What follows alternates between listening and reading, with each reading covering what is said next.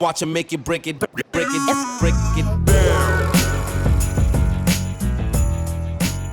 So caring for your permanent jewelry is an important part of having permanent jewelry.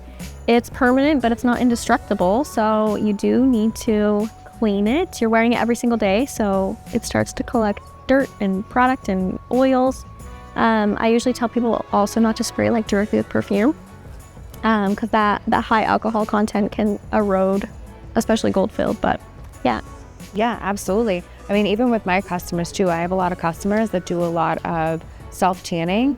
So I always tell them, make sure that you move your permanent jewelry and then, tan, and then move it back. Make sure you don't come direct contact with the oils and chemicals, because it can really speed up the process. Putting baby powder under your bracelets after you self-tan? That's good. Sure. Smart. Yeah. So I actually offer to cut them off and polish them back up if they need it to be shined back up. So a little clip and clean service. Yeah, absolutely, especially with the sterling silver.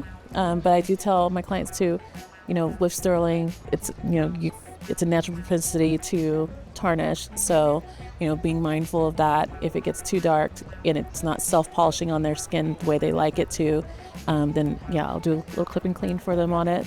But I also give all of our clients impregnated polishing cloths too, along with their. On mine too. If your chains are looking a little dull and they look like they need a little shine up, just from product, sunscreen, what your oil from your skin, just a soft toothbrush, the free one that you get from your dentist, always works fine because they're always soft.